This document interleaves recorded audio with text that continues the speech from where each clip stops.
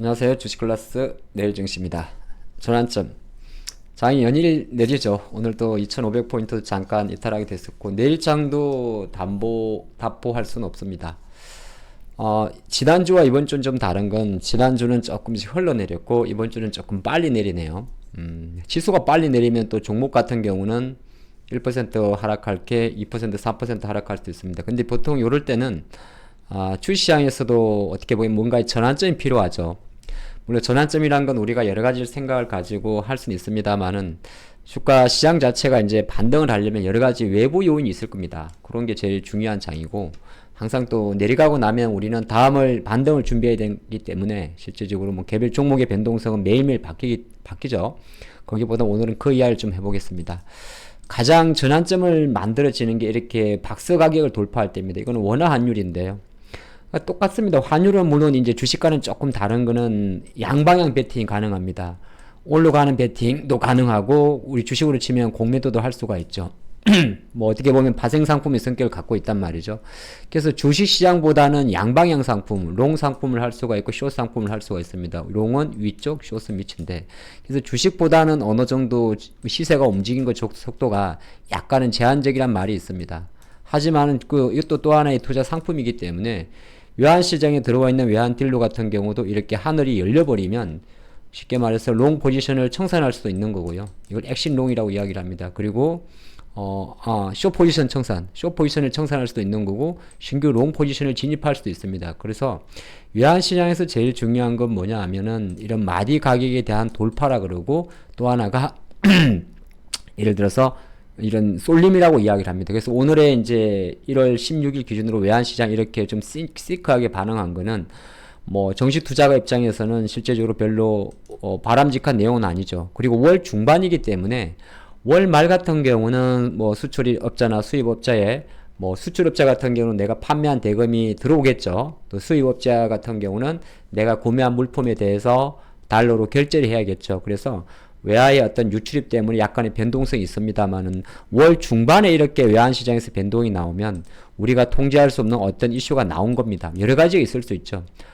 환율이 올라간다는 것은 한편으로 놓고 뭐 한국의 경제, 한국 자체가 흔들린다는 거죠. 여러 가지 뭐 실적에 대한 우려, 정치적인 이슈, 외교 안보적인 이슈가 다 복합적입니다. 그래서 일단은 전환점이 되기 위해서는 첫 번째 조건은 절대값, 그러니까 환율이 뭐 1330원, 50원 이런 것보다는 이 가파른 속도의 둔화가 첫 번째 트리거가 되고요.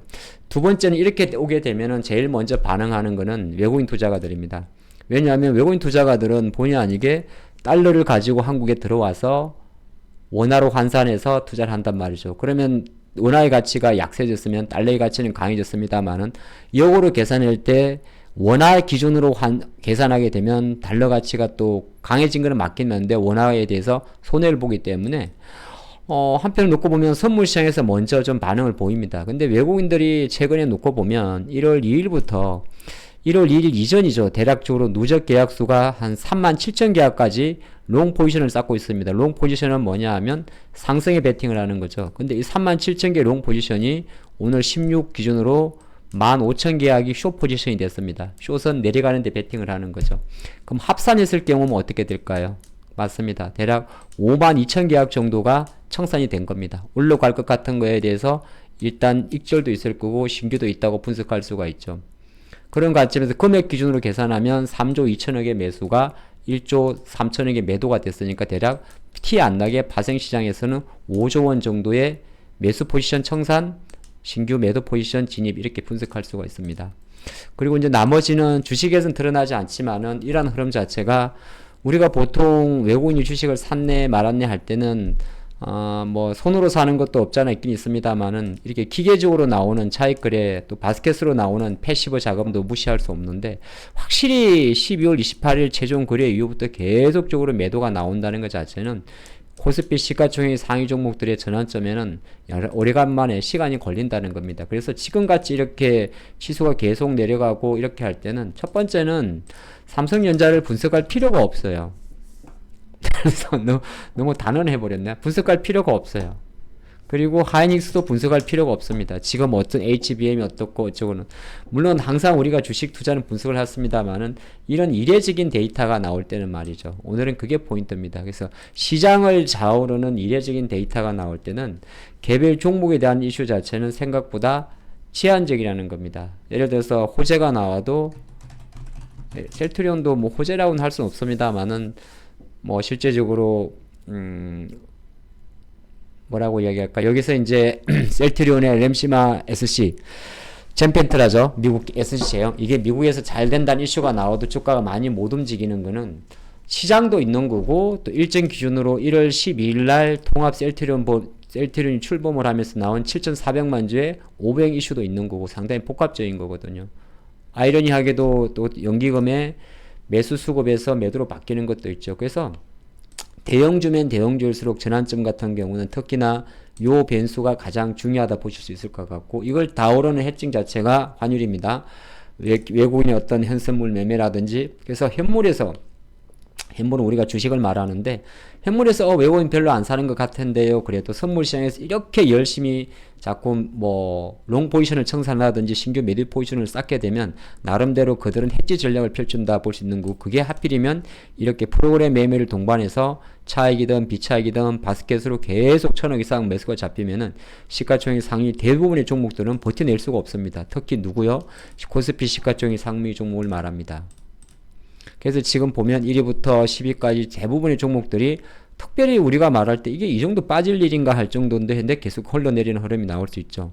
LG화학도 마찬가지잖아요. 이게 50만원까지 이게 다이렉트로 내려갈 건 아니잖아요.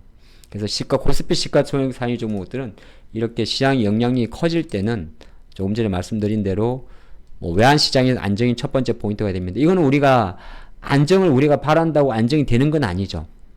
대신 거꾸로 사후적이라 하더라도 외환시장이 다시 안정화권으로 이렇게 급하게 내려올 것까지는 없습니다만은 상승세가 멈추는 시점에서가 충분히 보면 외국인의 선물 매도도 멈출 가능성이 있고 여기서 프로그램 매매 영향력도 작아지면서 시가총액 상위 종목의 흐름 자체가 상당히 안정화됩니다. 그러면 이제 나올 수 있는 다른 재료들이 설령 LNF가 다른 재료 실적보다는 패시브 자금의 이슈 때문에 코스피 진행 때문에 기관이 들어온다 하더라도 만약에 LNF가 포스코 DX처럼 저는 가기 쉽지 않을 것 같은데 이런 압도적인 수급을 만약에 기대하는 분도 어떻게 놓고 보면 확정이 돼야 되는 거거든요. 물론 그건 아주 기업의 펀더멘탈과는 다른 일시적인 현상일지라도 말이죠. 그래서 오늘 말씀드린 내일 증시에서 흐름에서는 우리가 단순하게 저도 참조는 합니다. 어떤 식으로 주가지수가 2450이란 자리는 최근 2년 동안의 중심값이니 2500 밑에서는 매수다 이렇게 참조를 하긴 하는데 중요한 건 이건 하나의 참조사항이에요. 제가 늘 그리는 이야기가 61선엔 지지가 되더라. 이것도 참조사항이에요. 예전에는 했기 때문에 되더라는 거지. 똑같은 지수되지만은 내용이 다른 거거든요. 한 달 전 12월 7일 목요일 때의 요 2480하고 지금은 상황이 다른 겁니다. 그렇죠. 그렇지 않습니까? 똑같은 한 달인데도 모든 외적인 상황은 달라져 있는 거예요. 우리가 뭐 여러 가지 재료를 붙이게 되면 뭐 대만 이슈, 북한 이슈, 중동 이슈 여기에 또 나와 있는 뭐 삼성전자 실적이 다 복합적이란 말이죠. 그래서 지수에 대한 어떤 과거 분석 같은 경우는 참조사항이고 2480이라 정도는 2500 밑에 자리는 어느 정도 반등을 논할 수 있는 그런 자리구나. 밸류에이션을 논할 수 있는 그런 자리구나. 그렇게 보는 거지.